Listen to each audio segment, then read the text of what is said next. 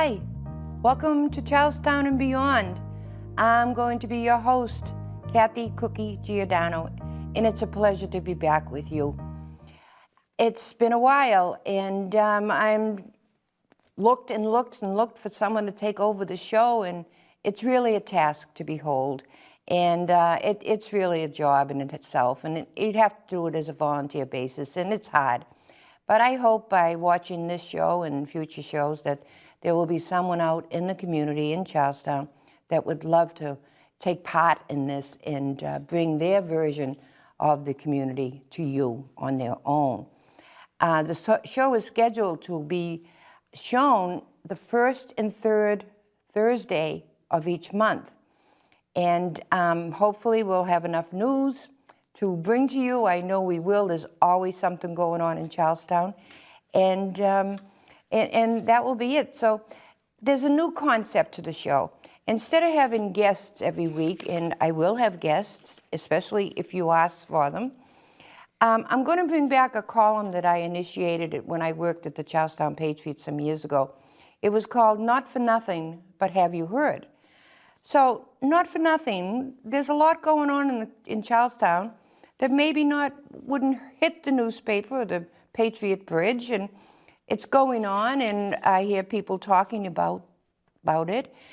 You may get the guts of the story in the Patriot Bridge as to what took place at a meeting, but there's always three sides to every story.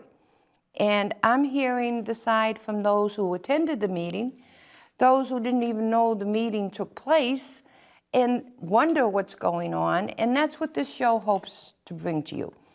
All sides of a story. So let's have fun doing this. It's your show.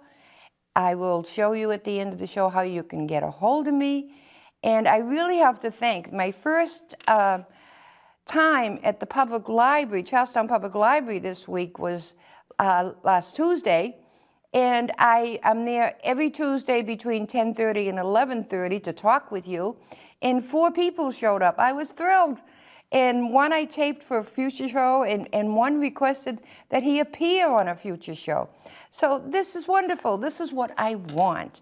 I want people who have such interest in Charlestown to come, to speak with me, to appear on the show, to bring their point of view, and maybe getting more involved. So this is what I want. This is what I want you to let me know if it's what you want.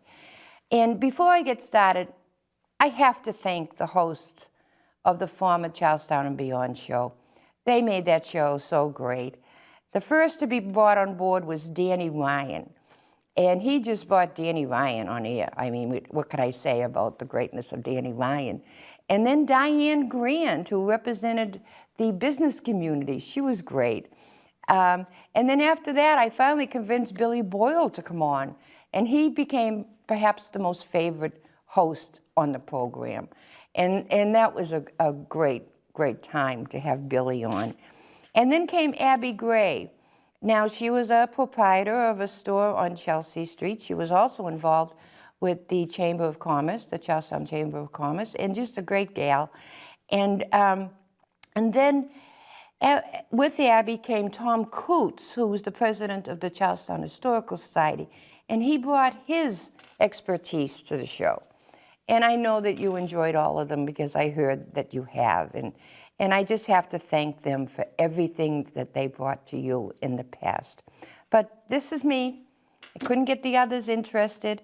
I couldn't get anyone to commit to do the show, and I really feel it's important that Charlestown is mentioned, is thought of, you know. So I want to, and I'm not used to talking, so you might hear me coughing from time to time. So I have a couple of photographs that I want to share with you. And one is the new Charlestown, and this blows my mind. If we have a new Starbucks in Thompson Square at the old bank building. It's beautiful. It's packed every day, but it tells you about the new Charlestown. Who would have thunk that we would have a Starbucks, especially in the heart of the of the neighborhood. That is great. And let me show you, it's not the old Charlestown, but political headquarters. Stephen, you had a fantastic campaign. You were great. You only lost by a couple of votes, but the campaign was last November. It is now March 1st. And the campaign headquarters in Charlestown looks like it's going to open it any minute. So it boggles my mind with the price of renting anything in Charlestown is so astronomical that how this can still be afforded. But it's beautiful. It has the Bunker Hill flag and the American flag. Just, hey, not for nothing, just asking, that's all. So what else is going on around the town? Okay, the Bunker Hill Day Parade, I learned, will take place on Sunday, June 10th. The week before the parade is going to stay the week before the parade, starting, I believe, June 3rd, and run through the week before the parade. But that leaves us a whole week between the parade on June 10th and Bunker Hill Day on June 17th, when they usually have the patriotic exercises on the grounds of the Bunker Hill Monument. So what is going to happen that whole week? I was told that they are scheduling events during that week. They are coming up with different ideas.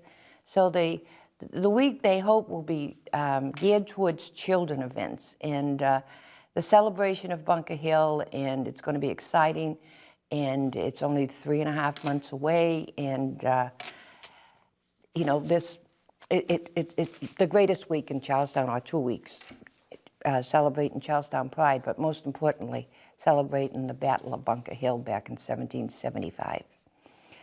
So I just have a question. I went down Medford Street the other day and looking to access Bunker Hill Street, and there is no access between Polk Street and the end of Medford Street at Bunker Hill. There used to be Alston Street you could get up to Bunker Hill Street, but that's been made one way towards Medford, as are all the other streets. I'm just mentioning it. You know, why? That's all. Also, I've been told that there's been a police presence, a strong police presence in Charlestown over the last few weeks. And I looked into it, and it is following the verdict of the Morrissey boys' murder trial. Sad, sad, sad time in Charlestown. So, in case there's any retaliation against a variety of there's 3 different sections of Charlestown that they seem to be watching, closely. They don't want any trouble. So the police are patrolling and standing in various different locations just to make sure that everything is calm. And that's to our advancements. That's to our betterment. So I applaud the police for doing that for us. And I want to thank, Charlestown looks so beautiful for the Christmas season. The wreaths around town just make the whole place sparkle. And it's done by the Chamber of Commerce, and I thank them for doing that. But as in the past, this year, the wreaths are never taken down. And I want to thank Representative Danny Ryan for personally going around taking them down, and a wonderful woman on Union Street who has been doing it for the past 2 or 3 years. And on their own. It's just that the wreaths are dead. They're almost a fire trap. If someone threw a match up there, the whole thing would go up. And I just want to thank them for personally getting involved and taking down the wreaths. Thank you so much.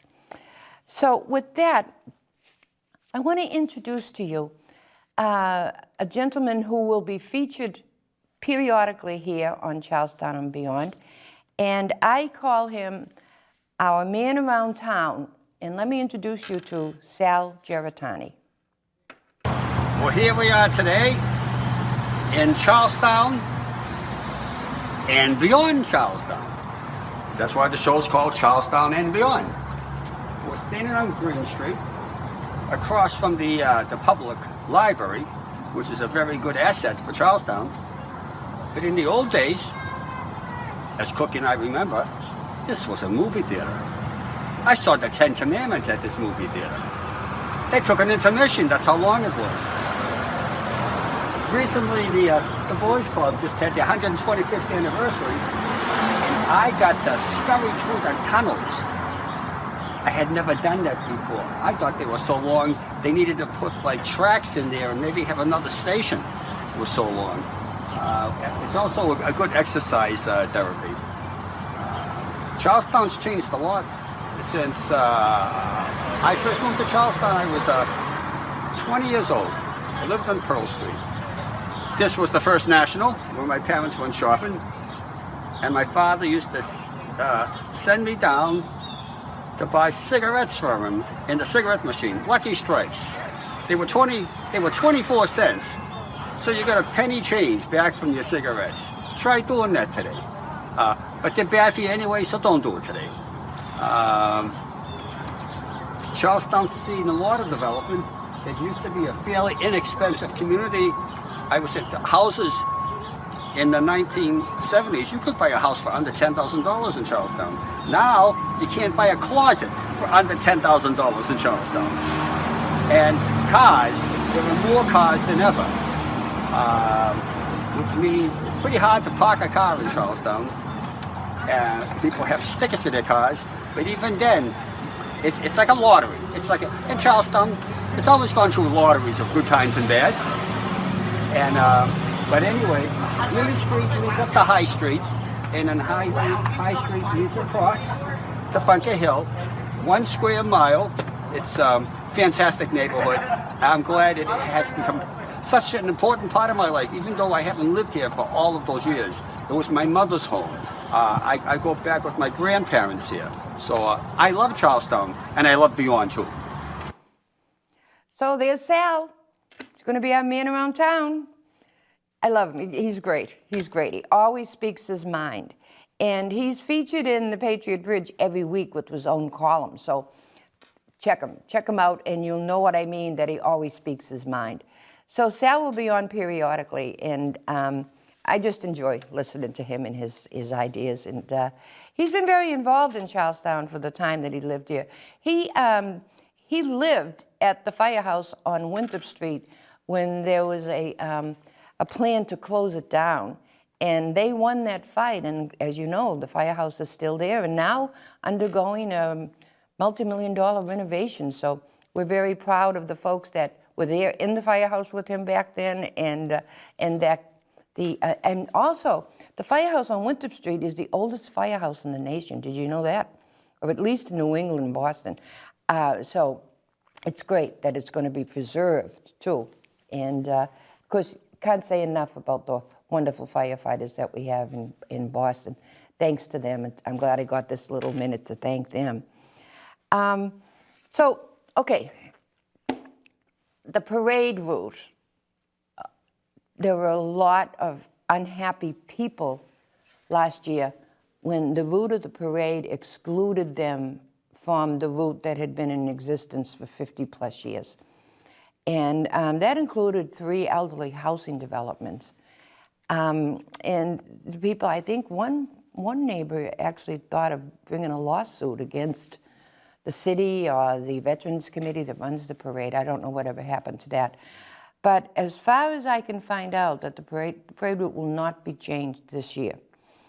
But they are going to have public meetings, and if you are of the mind to go talk and protest or support to the parade committee, you'll have an opportunity to do that within the next month or so. So if I find out when and where the meeting, all the meetings took place at the American Legion Hall, but if I find out the date and the time, I will certainly let you know so you can voice your opinion one way or the other. So this topic has bothered me for a long time. So I took my camera and I went down Alfred Street, Route 99, to the Wynn Casino, and here are my thoughts on what I found. I'm here on Alfred Street, Route 99, and I just wanted to say that this is a sign Charlestown. Now, mind you, I am standing next to the Wynn Casino, the name is Wynn Boston Harbor. Let me walk down here and show you now. Mind you, we're in Charlestown. We're in Charlestown, and I want to show you, even though we're considered a neighboring community, and you know how neighborly Charlestown is, but sometimes being that neighborly hurts us. Welcome to the Wynn Casino in beautiful downtown Charlestown. This is in Charlestown.